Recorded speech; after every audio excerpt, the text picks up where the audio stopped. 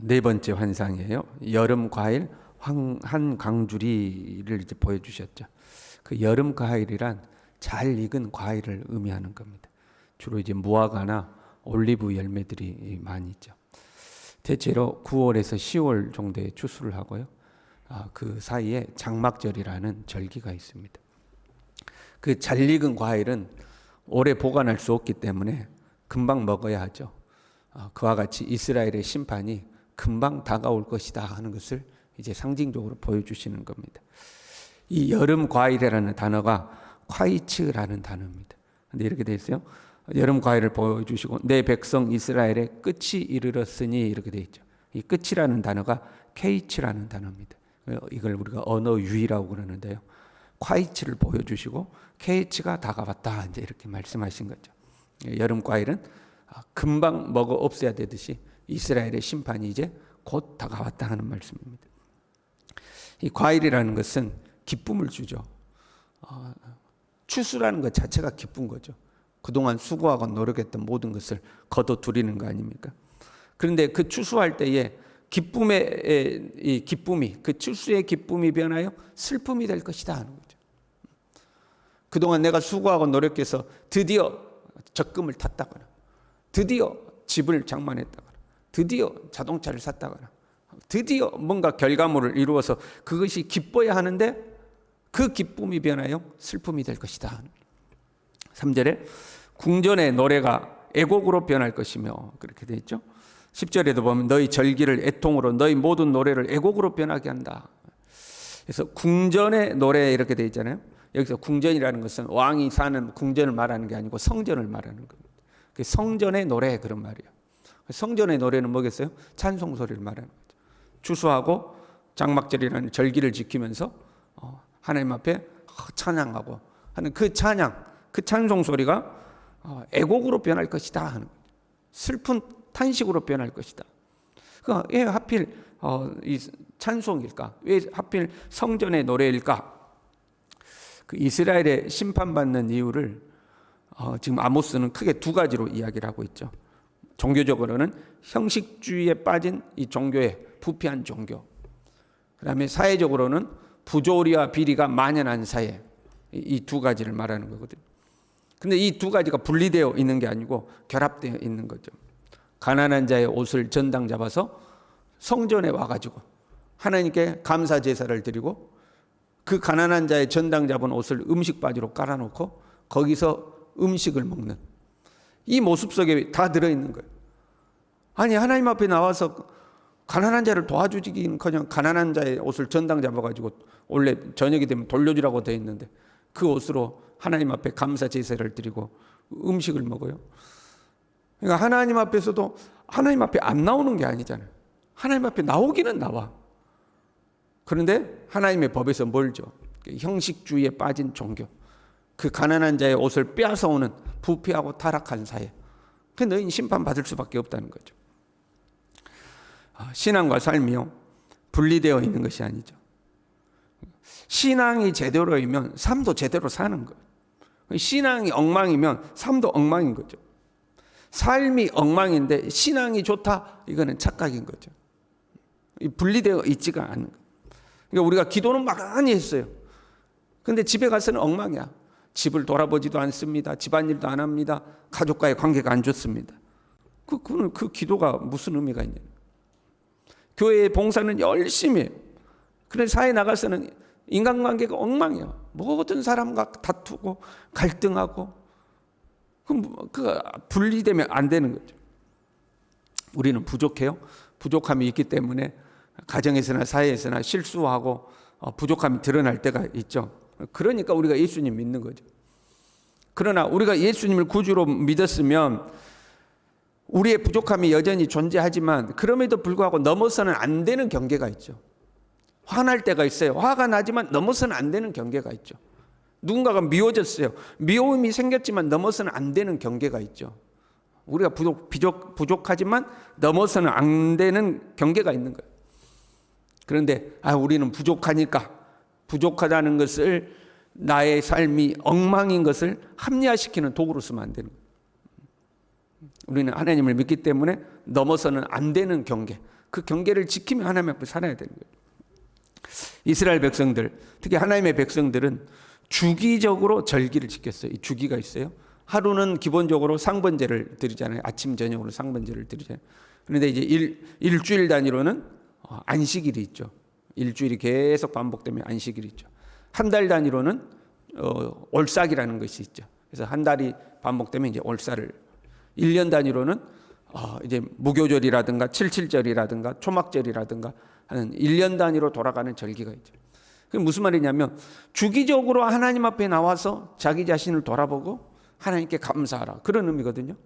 일주일 단위로 하나님 앞에 나와서 나를 돌아보고, 매일 하나님 앞에 나오고, 일주일 단위로 나오고, 한 달을 지나고 나서 또 하나님 앞에 나오고, 1년을 지나고 나서 하나님 앞에 나오고, 주기적으로 하나님 앞에 나와서 내 자신을 돌아보고 또 하나님 주신 은혜 감사하고, 그게 이제 하나님이 정해놓은 절기죠. 절기. 그런데 이스라엘은요, 5절에요, 올삭이 언제 지나서 우리가 곡식을 팔며 안식일이 언제 지나서 우리가 밀을 내게 할꼬. 지금 주기적으로 하나님 앞에 나와서 자신을 돌아보고 하나님의 은혜에 감사해야 되는 그 절기예요. 근데 그 절기에 나와서 이제 예배드리러 나온 거죠. 그 예배 시간에 무슨 생각하고 있어요? 빨리 가서 일하고 돈 벌 생각하고 있는 거예요. 안식일 날이 왔어요. 이제 이스라엘은 종교 사회이기 때문에 안식일은 다 쉴 거 아니에요. 자기가 믿음이 있든지 없든지 간에 안식일 날 쉬는 거예요.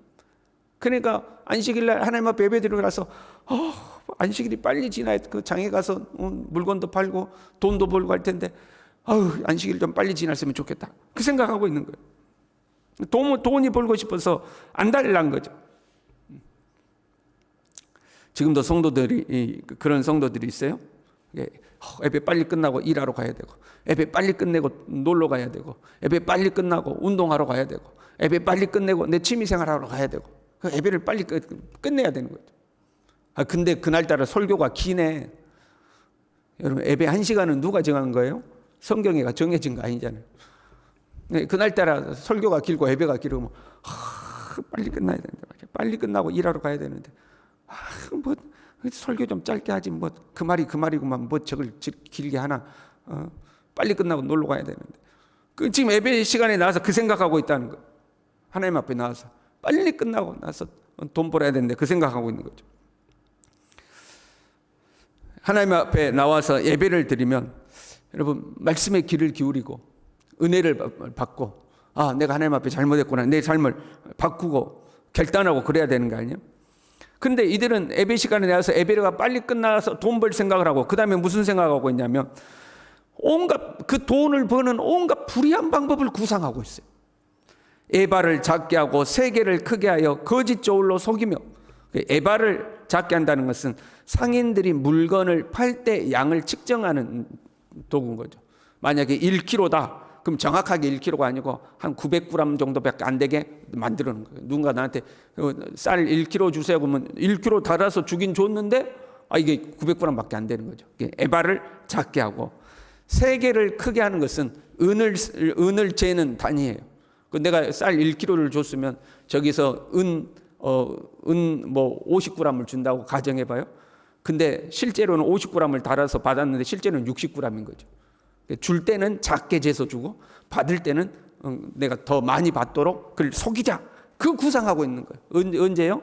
예배 시간에 앉아가지고 예배 끝나면 빨리 가서 돈 벌어야 되는데 어떻게 돈을 벌거나, 나 저울을 속여야겠다. 내가 저울 크기를 살짝 줄여가지고 내가 1kg 살 때 900g만 줄 수 있도록 그 저울을 내가 조작을 해야겠다. 이제 이 구상하고 있는 거죠. 은으로 힘없는 자를 사며 신 한 켤레로 가난한 자를 사며, 이렇게 되죠. 이건 이제 2장에 나온 내용하고 똑같은 거잖아요. 부유하고 강한 자들이 힘없고 연약한 자들을 속여서 착취하고 억울하게 누명을 씌워서 법에 넘겨가지고 그들을 팔아버리고 인신매매하고 이제 그랬던 모습이죠. 그걸 예배 시간에 구상하고 있어요. 오늘은 누구를 팔아 넘기거나, 어떻게 하면 그 사람에게 이 빚을 씌워가지고 빚 못 갚는다고 그를 팔아 넘길 거나, 그 구상하고 있는 거예요. 찌꺼기 밀을 팔자 하는도다. 찌꺼기 밀이란, 밀을 이제 수확할 때 탈곡하면 알곡과 쭉정이가 벗겨질 거 아니에요. 근데 그 알곡만 팔아야 되는데 거기다가 이 쭉정이를, 결을 섞어서 판다 이 말이에요. 이제 그 구상을 하고 있는 거예요. 얼마나 사악한 사람들. 속이고 거짓으로 속이고 욕심은 가득하고 가난하고 힘없는 자들에 대한 자비라고는 없고 온갖 이 불의한 방법이 머릿속에 가득하고, 근데 그 구상을 언제 하고 있어요? 하나님 앞에 나와서 예배드리는 예배 시간에 그 구상하고 있는 거예요. 예배 시간. 지금 앞에서 현대로 말하면 이제 이렇게 목회자가 설교하고 있을 거 아니에요. 설교를 듣는 것처럼 앞을 쳐다보고 있지만 머릿속으로는 예배 끝나면 가서 돈을 벌어야 되는데 어떻게 돈을 벌거나 하면서 저울을 속이고 뭐를 속이고 그놈 나한테 돈 안 갚은 놈 내가 이번엔 팔아 넘겨가지고 팔아 넘겨버리고 야 쌀만 파니 안 돼. 거기다 모래도 좀 섞고 뭐도 섞어가지고 무게 늘려서 팔고 뭐 그 생각하고 있다는 거예요. 지금 예배 시간에. 그 불의가 가득한 생각, 그것을 삶의 현장에 가서는 실천에 옮기는 거죠. 예배 시간에 머릿속으로 불의한 구상을 하고 삶의 현장에 나가서는 그걸 실천하고, 그게 이스라엘의 부패한 모습이었어요. 자, 설교 시간에 그 구상했어요. 그 다음에 이제 설교 끝나면 찬양할 거 아니에요. 주 하나님 지으신 모든 세계하고 주님의 높고 위대하심을, 그럼 이제 자기들도 머릿속으로는 그 구상에서도 그 노래 할 거 아니에요. 그 찬송 소리가 변하여 애곡하는 날이 올 것이다 하는 거예요. 네가 그렇게 불렀던 찬송 소리가 변해서 애곡하는 날이 올 것이다. 그리고 더 나아가서 사람이 잠잠히 그 시체들을 내어버리리라. 그 너무 슬프거나 괴로우면 더 이상 울음도 안 나오고 말도 안 나오는 상황 있잖아요. 너무 어이가 없고 너무 고통스러우면 말이 없어지는 거잖아요. 그런 상황이 너에게 올 것이다 하는 거예요. 우리가요, 종교적 행위에 참여하는 것으로 안심하면 안 됩니다. 그러니까 예배 드리러 나왔다, 거기에 참여했다, 그것으로 안심하면 안 되는 거예요. 우리가 예배를 나오는 것은 하나님께 영광을 돌리기 위하며 하나님의 뜻을 분별하기 위하며 하나님이 주신 말씀대로 살기 위한 거잖아요. 그 종교적 행위에 참여함으로 하나님의 말씀과의 접촉이 있는 것이고 그걸로 내 삶을 바꾸는 거잖아요. 근데 그런 거 없이 그냥 예배를 드렸다, 그 예배 시간에 온갖 부조리한 구상을 하면서도 예배를 드렸다는 것으로 안심하는 거죠. 그러면 안 되는 거죠. 우리의 신앙과 삶이 분리되어서는 안 돼요.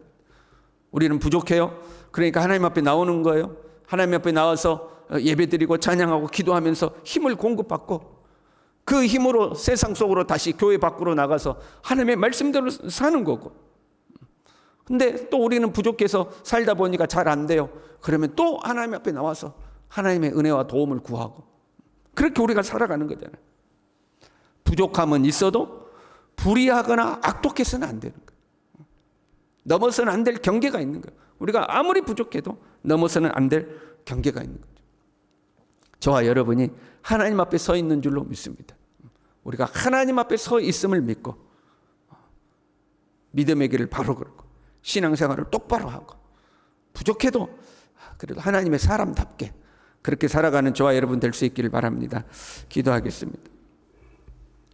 아버지 하나님, 살아계신 하나님 앞에서 우리가 살아계신 하나님 앞에서 살아가고 있음을 기억하게 도와주시고 그냥 종교 행위를 한 것으로 만족하지 아니하고 우리의 모든 삶 속에서 하나님 앞에서 거룩하고 정직하고 바르게 삶을 살아낼 수 있도록 우리 모두를 붙들어 주시옵소서. 예수님의 이름으로 기도 올리옵나이다. 아멘. 다 같이 기지개를